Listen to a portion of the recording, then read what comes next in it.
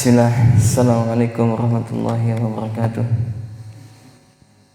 Alhamdulillah, wassalatu wassalamu ala rasulillah wa ala alihi wa sahbihi wa mawalah. Asyhadu an la ilaha illallah wahdahu la syarika lah wa asyhadu anna Muhammadan abduhu wa rasuluhu la nabiyya ba'dah. Jamaah rahimani rahimakumullah, alhamdulillah, segala puja dan puji syukur selalu senantiasa kita peruntukkan kepada Allah. Semoga salam dan salawat senantiasa tetap tercurahkan kepada junjungan Nabi besar kita Muhammadillah, kepada keluarganya, sahabatnya, dan juga kepada umatnya yang senantiasa berusaha mengikuti jalan langkah beliau. Para ikhwah sekalian dan juga kepada jamaah, kepada sahabat muslim baik di Indonesia chapter Singkawang yang mungkin sedang menyaksikan kajian kami, kita akan melanjutkan tentang kisah taubatnya Ka'ab bin Malik. Kita akan melanjutkan tentang bab air mata taubat. Kita telah masuk kepada halaqah yang ke-34, masih hadis ke-22, dan mudah-mudahan pada pertemuan kali ini adalah dapat kita sampaikan kisah terakhir daripada kisah Ka'ab bin Malik. Jemaah rahimani rahimakumullah, pada pertemuan halaqah 33 telah kita sampaikan bahwasanya Ka'ab bin Malik adalah salah seorang sahabat radhiyallahu ta'ala anhu yang tidak ikut pada perang Tabuk. Kemudian dia menyampaikan alasannya tersebut kepada Rasulullah sallallahu alaihi wasallam apa adanya, yakni jujur beliau sampaikan. Maka konsekuensinya adalah Rasulullah sallallahu alaihi wasallam bersabda kepada beliau, yakni hendaknya engkau yang menunggu keputusan dari Allah Subhanahu wa taala tentang dirimu. Maka kata Nabi, fakum hatta yaqdiyallahu fika. Kemudian setelah itu, ya pada kurang lebih 40 hari, 40 malam beliau dihajar, tidak diperdulikan. Kemudian masuk kepada hari ke-41, beliau diperintahkan untuk memisahkan istrinya kurang lebih selama 10 hari. Demikian juga dengan 2 orang sahabat yang tak ikut berjihad bersama beliau. Kemudian setelah itu, kita kemarin telah sampai kepada kabar gembira yang didapatkan oleh Ka'ab bin Malik, bahwasanya pada hari ke-50, ya, karena beliau begitu sedih, maka beliau mendengarkan ya suara, yakni apa, suara kuda. Ya, maka beliau yang mendapatkan kabar bahwasanya Allah Azza wa Jalla telah menerima taubat Ka'ab bin Malik. Siapa yang menyampaikannya? Maka yang menyampaikannya adalah sebagaimana disebutkan oleh Imam An-Nawawi. Qala musannif rahimahullah. Maka beliau mengatakan, yakni bahwasanya ya ketika Ka'ab bin Malik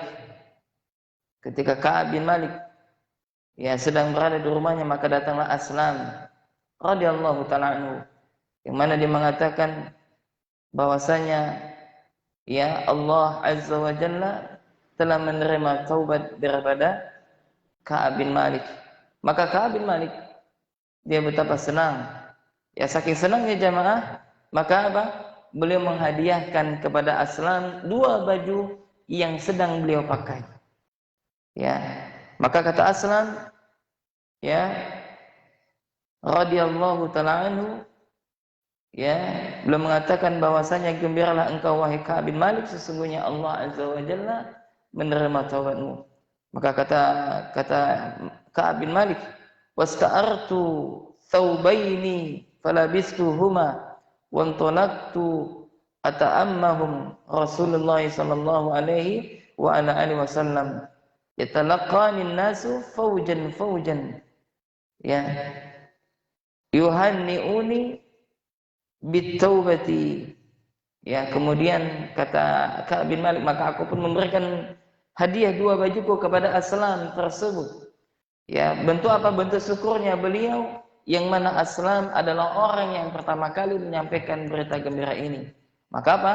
Lalu beliau pun meminjam baju kepada orang lain 2 helai. Kemudian setelah itu beliau memakai baju tersebut, lalu beliau datang menuju Nabi sallallahu alaihi wasallam. Ya.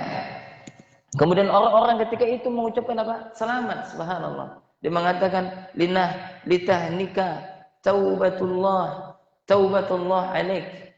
Yani mereka bertakniah, mengucapkan kabar gembira bahwasanya Allah Subhanahu wa taala telah menerima taubat engkau wahai Ka'ab bin Malik, kata mereka. Maka kata Ka'ab bin Malik, hatta dakhaltul masjidah fa idza Rasulullah sallallahu alaihi wasallam jalisun haulahun nas. Maka aku pun masuk ke masjid dan aku bertemu kepada Nabi sallallahu alaihi wasallam, yang mana Rasulullah itu duduk di antara sahabat. Faqama, maka ketika Ka'ab bin Malik masuk ke dalam masjid, maka berdirilah siapa? Talha ibnu Ubaidillah.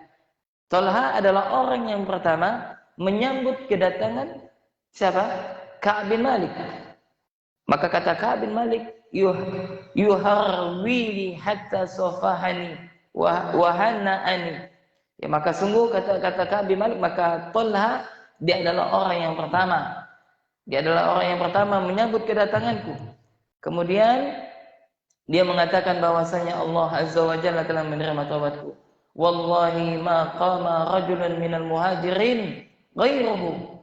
Ya, maka tidak ada seorang pun yang menyambut kedatanganku, yang berdiri menyambut kedatanganku dari kalangan muhajirin, kecuali siapa tadi? Talha ibnu Ubaidillah.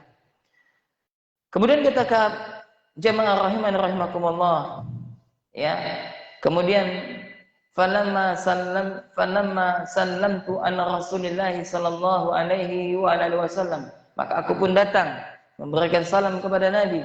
Qala, yang mana kata Ka'ab bin Malik, wa huwa yabruku wajhuhu minas sururi, yang mana kelihatan daripada wajah Rasulullah sallallahu alaihi wasallam ini apa? Kegembiraan. Maka kata Nabi, abshir bi khairi yaumin marra alayka mundu waladanatka ummuka. Maka kata Rasulullah kepada Ka'ab bin Malik, yakni bergembiralah engkau wahai Ka'ab, ya bergembiralah dengan datangnya satu hari yang mana hari tersebut yang pernah engkau alami sejak engkau dilahirkan oleh ibumu. Maksudnya apa? Bahwasanya pada hari tersebut adalah hari terbaik bagi Ka'ab bin Malik. Maka kata Ka'ab bin Malik, faqultu amin indika ya Rasulullah, apakah hal ini datang dari engkau ya Rasul? Am indallah, atau apakah datang dari Allah? Maka Nabi mengatakan, la bal min indillahi azza wa jalla. Tidak, ini datang dari Allah Subhanahu wa taala. Maka jamaah rahimana rahimakumullah, maka Allah azza wa jalla menurunkan sebuah wahyu kepada Rasulullah untuk apa? Menyampaikan tentang bahwasanya Allah menerima taubat daripada Ka'ab bin Malik. Qala fa anzalallahu ta'ala laqad taballahu 'alan nabiyyi wal muhajirin wal ansari alladzina tabauhu fi sa'atil usrati. Nah, ini ayatnya. Ini apa? Sungguh Allah Subhanahu wa taala telah menerima taubatnya para nabi, kaum muhajirin dan kaum ansar, dan orang-orang yang mengikuti mereka dengan kebaikan. Kemudian sampailah dengan ayat, yakni hatta balagha innahum bihim rauf rahim, dan sesungguhnya dia Allah terhadap mereka itu amat balas kasih lagi maha penyayang. Wa alat thalathati alladzina khulifu, dan juga Allah telah menerima apa? Taubat 3 orang sahabat yang mereka tidak ikut berangkat berjihad. Hatta idza daqat alaihimul ardu bima rahubat, sampai bumi itu terasa sempit bagi mereka. Hatta balagha, sampai firman Allah, ittaqullaha wa kunu ma'as shadiqin, dan bertakwalah kalian kepada Allah azza wa jalla, dan bersamalah kalian dengan orang-orang yang benar. Ini adalah dalam Al-Quran surat Taubah ayat 117 sampai dengan 119. Naam jemaah. Demikianlah tentang kisahnya taubat Ka'ab bin Malik. Yang mana Allah Subhanahu wa taala menerima taubat Ka'ab bin Malik. Subhanallah. Bayangkan betapa bahagianya Ka'ab. Kenapa? Karena Allah Azza wa Jalla, Allah Subhanahu wa taala telah menyampaikan, telah menyatakan bahwasanya Allah telah menerima taubat daripada para nabi. Allah telah menerima taubat daripada kalangan kaum Ansar dan kaum Muhajirin, kaum Muhajir dan kaum Ansar, dan Allah telah menerima taubat orang-orang yang mengikuti mereka dalam kebaikan, dan serta Allah telah menerima taubat 3 orang dari kalangan sahabat. Siapa yang dimaksud? Dia adalah Ka'ab bin Malik dengan 2 orang sahabatnya tersebut. Maka jemaah rahiman rahimakumullah, maka beberapa faedah yang bisa kita ambil daripada kisah yang mulia ini. Yang pertama, bahwasanya hendaknya kita segera untuk bertobat kepada Allah Azza wa Jalla. Sebanyak apapun dosa kita, maka Allah Subhanahu wa taala akan mengampunkan dosa-dosa kita. Hatta dosa syirik sekalipun. Kalau kita pernah berbuat syirik kepada Allah dan kita meminta ampun kepada Allah sebelum mati, maka Allah akan mengampuninya. Yang jadi permasalahan adalah ketika kita mati di atas kesyirikan wal iyadu billah, maka Allah tak mengampunkan dosa syirik tersebut. Maka hendaknya kita senantiasa kembali kepada Allah Subhanahu wa taala. Kemudian faedah yang kedua, yakni hendaknya kita senantiasa memberikan kabar gembira kepada saudara-saudara kita, kepada kaum muslimin. Ya sebagaimana Nabi bersabda, berilah kabar gembira kata Nabi, dan jangan membuat mereka lari daripada kita. Maka di dalam dakwah kita harus menyampaikan tarbiyah wa tasfiyah. Yakni apa? Dalam hal adanya keutamaan, adanya fadilah, dan juga ada ancaman. Jangan sampai juga kita hanya menyampaikan tentang kabar gembira, sedangkan tidak ada ancaman, atau sebaliknya tidak menyampaikan ancaman tapi tidak ada kabar gembira, maka dikhawatirkan manusia akan lari daripada dakwah yang penuh berkah ini. Kemudian faedah yang ketiga jemaah rahiman rahimakumullah, yakni hendaknya kita berusaha memberikan hadiah kepada siapa? Kepada orang yang telah memberikan kabar gembira kepada kita. Termasuk kepada ada orang yang menolong kita, maka kita berikan hadiah. Kalau ada fulus, kita kasih fulus. Kalau ada pakaian, kita kasih pakaian. Kalau misalkan ada sesuatu, kita kasih, walaupun dia tak minta. Dan kita juga harus peka dalam masalah ini. Terkadang orang tak peka dalam masalah ini. Maka intinya adalah harus kita balas kebaikan orang yang telah berbuat baik kepada kita. Kalau bisa lebih baik, kalau tak bisa maka minimal dengan doa jazakallahu khairan. Naam. Kemudian faedah yang keempat jemaah rahiman rahimakumullah, yakni hendaknya kita yang menyambut kedatangan saudara kita. Kalau dia sedang safar, lalu dia datang, maka kita sambut. Ini menunjukkan akhlak yang mulia. Lihat bagaimana Talha bin Ubaidillah yang dia menyambut kedatangan Ka'ab bin Malik. Sampai-sampai hal ini diingat oleh Ka'ab bin Malik, bahwasanya dia mengatakan tidak ada di antara kaum Ansar, kaum Muhajir, kaum Ansar, kaum Ansar yang menyambut kedatangan beliau kecuali siapa? Kecuali Talha bin Ubaidillah radhiyallahu taala anhu. Maka ini adalah menunjukkan akhlak yang begitu mulia. Bagaimana kita menyambut kedatangan saudara kita dari kejauhan, atau kita misalkan baru pertama kali ketemu, kita sambut, kita salam, kita ucapkan salam dan kita pegang tangannya. Subhanallah, alangkah indahnya Islam. Kemudian faedah yang selanjutnya, faedah yang kelima yang bisa kita ambil, bahwasanya ini yang terpenting adalah apabila kita mendengar sesuatu yang tidak benar dari saudara kita, hendaknya kita bela. Kita berikan pembelaan. Sebagaimana Mu'ad, ketika dia mendengar salah seorang sahabat yang berprasangka buruk kepada Ka'ab bin Malik, maka dia Mu'ad menyanggah, dia memberikan pembelaan kepada Ka'ab bin Malik, yang mana dia telah mengenal bagaimana sosok daripada Ka'ab bin Malik. Maka demikian juga kita, apabila kita mendengar sesuatu yang tidak benar, sesuatu yang tidak tepat, ya kepada saudara kita, maka kita harus membela, jangan diam. Ya minimal Anda katakan, udah jangan bicarakan keburukan dia. Atau antum mengatakan, atau kita mengatakan, yang Anda kenal orangnya tidak seperti apa yang Anda katakan. Nah, seperti itu. Ya, maka yang jadi permasalahan adalah apabila ada orang yang sudah tak suka dengan kita, apapun yang kita lakukan salah di matanya. Ya, ini adalah orang-orang yang terdapat hasad atau yang semisalnya waliyadzubillah. Maka jangan sampai kita membenci saudara kita. Bahkan Rasulullah sallallahu alaihi wasallam bersabda, la yu'minu ahadukum hatta yuhibbu li akhi ma yuhibbu li nafsi. Tidaklah sempurna keimanan salah seorang di antara kalian sampai kalian mencintai saudara kalian sebagaimana kalian mencintai diri kalian sendiri. Kemudian kita tambahkan sedikit, wa fi riwayatin anna nabiyya sallallahu alaihi wasallam kharaja fi ghazwati Tabuka yaumal khamis wa kana yuhibbu ay yahruja yaumal khamis. Dalam riwayat yang lain disebutkan bahwasanya Nabi sallallahu alaihi wasallam ya beliau keluar pada perang Tabuk itu pada hari Kamis. Dan Nabi senang kalau beliau melakukan safar itu pada hari Kamis. Nah ini sunnah juga ya jemaah.